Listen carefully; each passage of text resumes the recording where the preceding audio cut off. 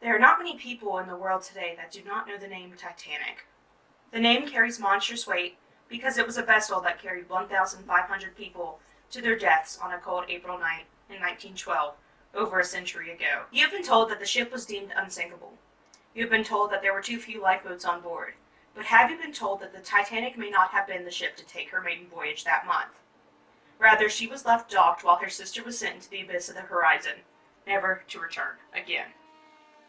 Hello everyone, my name is Laken Kincaid and you're watching True Crime and Conspiracies, a show where I tell you all of my favorite conspiracies and morbid cases from around the world. For our first theory, I wanted to discuss one that has kind of flipped my thoughts since I first toured Ireland and toured Belfast, where the Titanic first launched. As you guys can probably tell by the title, the theory is that the Titanic did not in fact sink. It was, in fact, her sister ship that sank. There are many facts behind this case, and I find it very plausible.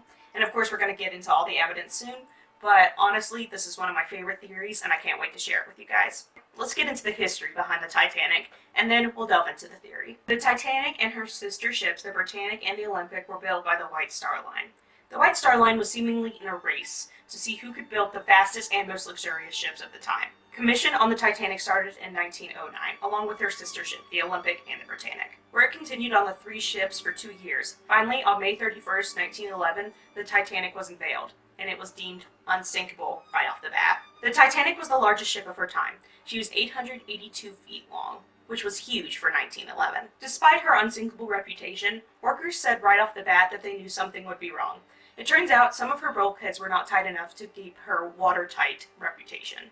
Of course, another thing that made the Titanic folly was that they did not have enough lifeboats on board. In fact, they only had 20 and ended up only using 18, when in fact they would have needed around 60 to have enough for every passenger on board. Other than that, the Titanic was deemed perfect.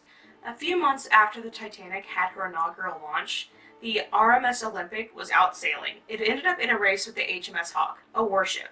But then, the vection from the ship pulled the Hawk in and caused a huge crash. Although no one was hurt, and the Hawk was dismantled in 1914, this has led many theories to emerge, including the one we're talking about today. Alrighty, let's go back to the Titanic.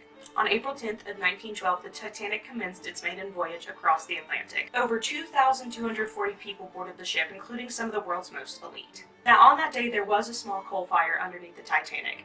However, the captain and the director deemed it was still fit to sail. Some believe this fire actually made the panels of the Titanic more malleable, which led to the compartments filling up so quick with ice water from the Atlantic. Speaking of which, that fateful day had come. After 4 days on sea, on April 14th, 1912, the Titanic had met its fate. It crashed into the iceberg around 11:30 p.m. at night. Immediately, 5 of the compartments began to take on water from the scratch it had sustained with the iceberg. At midnight, the lifeboats began to launch. However, many of them were not filled to capacity.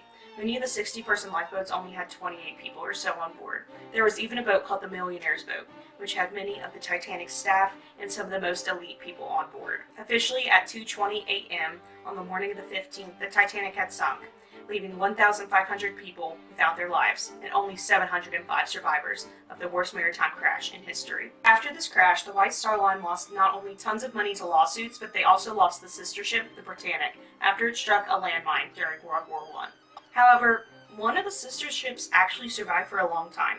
The Olympic, who originally collided with the Hawk, actually lasted until 1935 and served the White Star Line well. In 1937, she was sold for scrap.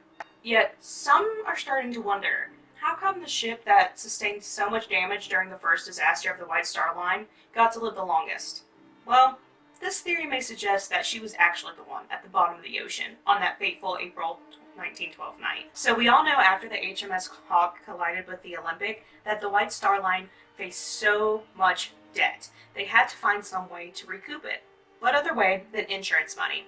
And how else can you get insurance money than having your unsinkable ship meet somewhat unpredicted fates? This is when the 4 directors decided to switch the ships. They decided to have the Olympic pose as the Titanic, and since they were sister ships, they were almost identical. And with the damage sustained to the Olympic already with the Hawk disaster, it would be easy to sink during the April nights that were super cold and already had icebergs. So there's actually a lot of evidence that supports this. Both the Titanic and the Olympic were out of commission from March to April. And the Titanic was originally supposed to set sail in March of 1912, but they pushed it back to April People began to believe that this is when the remodeling occurred, where they transformed the Titanic into the Olympic. They redecorated, changed the ship's names, completely remodeled the ship to look like her sister. Although, of course, you can always change the interior of a ship. You can remove carpets, you can remove curtains. However, you can't really change the physical structure of a ship. That is where this piece of evidence comes from. This is deemed the porthole evidence. The Titanic and the Olympic, although very similar, had a few outside differences. One of those was the number of portholes. This is when this evidence comes to play. This picture of the Titanic after the crash shows that it had 16 portholes, when originally it had less. But you know what ship actually had 16 portholes? The Olympic. There are also a few more pictures that show the structure of the Olympic and Titanic compared before and after the switch, so I'll put those up now. It's really crazy because they changed the entire interior, but you can't change the exterior. What originally would have enumerated this evidence turns out to be pretty damning. There's also witness testimony. A few Titanic workers on their deathbed claim to have helped with the transition from the Titanic to the Olympic, and vice versa. Hattie Fenton, on his deathbed in 1996, claimed that he helped with the change, and he could only admit it on his deathbed because White Star made him sign a contract that if he admitted anything about the switch, he would be forced to serve 20-some years in jail.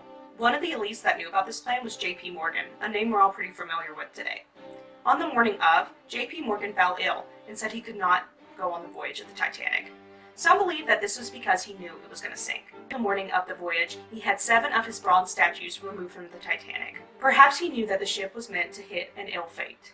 Some of my favorite evidence that I think undoubtedly proves this is when the Olympic was being deconstructed in 1937 and they removed the panels, they found the Titanic's original construction number on the panels. The Olympic was 400 and the Titanic was 401. On the panels, the number was 401. That's completely insane. There are many other facts and many other witness testimonies as to what happened on that April night. However, I don't think we can definitely say which ship is at the bottom of the ocean.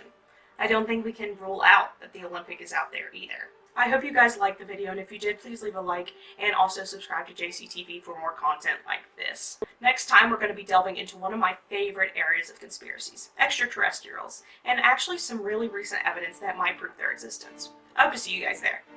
Until then, I'll see y'all later.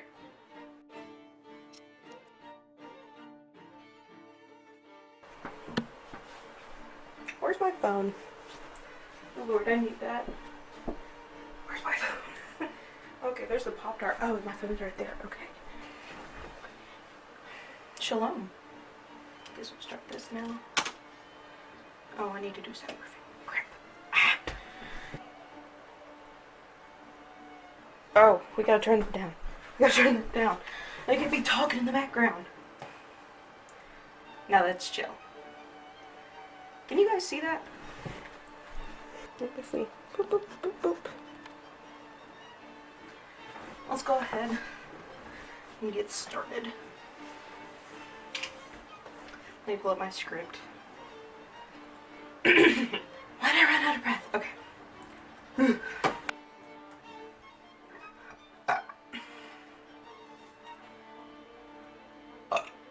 Nice.